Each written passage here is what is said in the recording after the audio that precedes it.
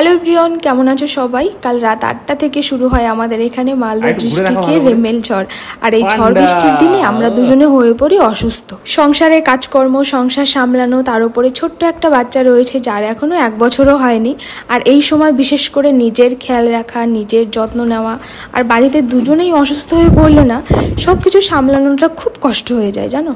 কাল রাত থেকেই তো ঝড় বৃষ্টিটা ওই গুড়ি গুড়ি হচ্ছে, হাওয়াটা জোরে হচ্ছে, তাও খুব একটা বোঝা যাচ্ছে না, কারণ আমাদের চারপাশে তো খুব একটা গাছপালা নেই। আর সকাল থেকেই আমার শরীরটা ভালো নেই, মানে কি বলতো, কোনো কিছুতে এনার্জি পাচ্ছি না। আর এই খারাপ লাগাটা যে ঠিক কেমন আমি ঠিক এটাও কাউকে বলে বোঝাতে পারবো না। আর কাল রাত থেকেই বর কি খাবে, এত সুন্দর ওয়েদারে সে সব কিছু মেনু ঠিক করে রেখেছে।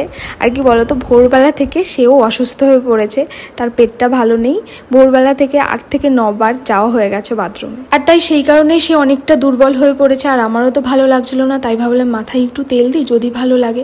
বিশ্বাস করো, নিজে থেকে না তেলটা দিতেও ভালো লাগছিল না, মনে হচ্ছিল যদি কেউ একজন আমার মাথায় তেলটা দিয়ে দিত। আর এই দুজনের সংসারে যদি দুজনেই অসুস্থ হয়ে পড়ি, সংসারটা পুরো এলোমেলো হয়ে পড়ে থাকে, খুব অসুবিধে হয়ে যায়। যাই হোক, ডাক্তার ওকে বলেছে ও যতক্ষণ না পর্যন্ত ঠিক হচ্ছে ততক্ষণ ওকে সাদামাটা খাবার খেতে বলেছে। কিন্তু ও যাওয়ার পরপরই আমি খিচুড়িটা করে নিয়েছিলাম। এদিকে অনেক বেলাও হয়ে যাচ্ছিল আর খিদেও পাচ্ছিল, তো খিচুড়িতে আমি কিছু মশলাপাতি দিইনি, শুধু ওই ফোড়নটাই দিয়েছিলাম। আর বড় কিন্তু এত সুন্দর ওয়েদারে না করতে পারছিল না যে খিচুড়ি খাবো না, ও আরো বলছে দাও খেয়ে নি, কিছু হবে না।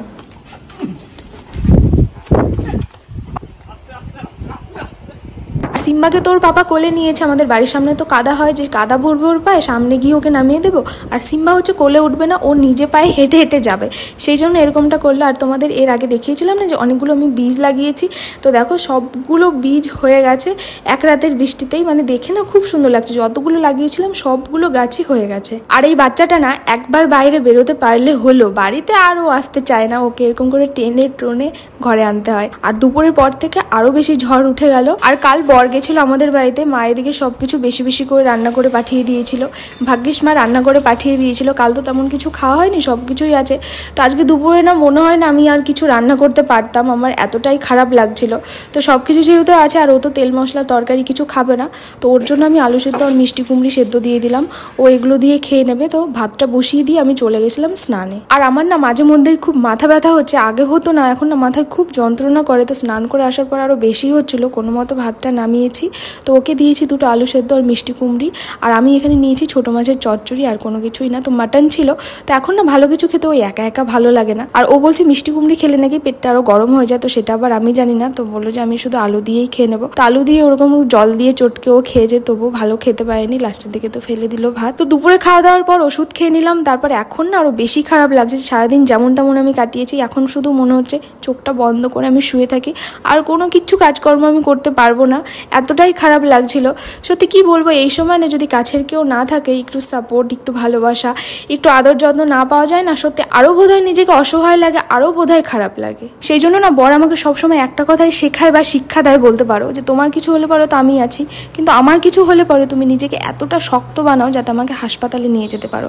আছে তো সবাই, কিন্তু সেই মুহূর্তে কাছের কয়েকজন বন্ধু বান্ধব ছাড়া হয়তো তুমি আর কাউকেই পাশে পাবে না। আর দেখো, সারাদিন ওষুধ খাওয়ার পর সন্ধ্যাবেলা শরীরটা যেই না একটু ঠিক হয়েছে, চলে গেছে চিকেন আনতে, কারণ আজকে দুপুরে ওর মেনুতে ছিল চিকেন। ও চিকেন খেত, কিন্তু সেটা তো আর খেতে পারিনি, তো চিকেন এনে আমাকে বলছে আমাকে পাকোড়া করে দাও।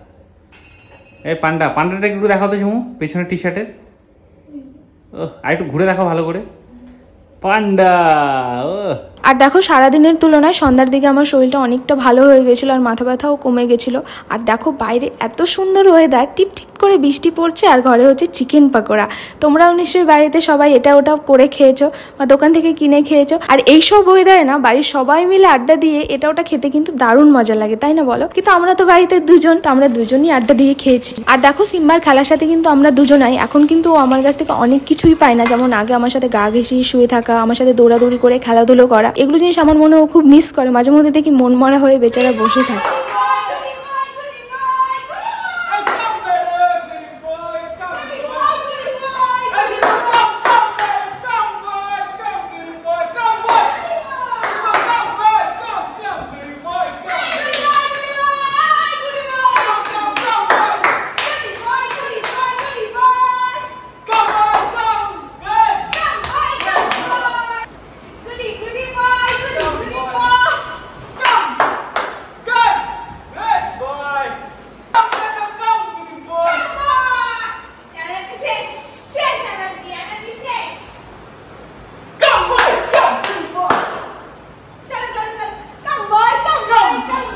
চলো, অনেক তো খেলাধুলো হলো, এবার পকোড়া খাই। আর তোমরা কারা কারা খাবে চলে এসো আমাদের বাড়িতে। তো সবাই ভালো থেকো, সুস্থ থেকো, বাই।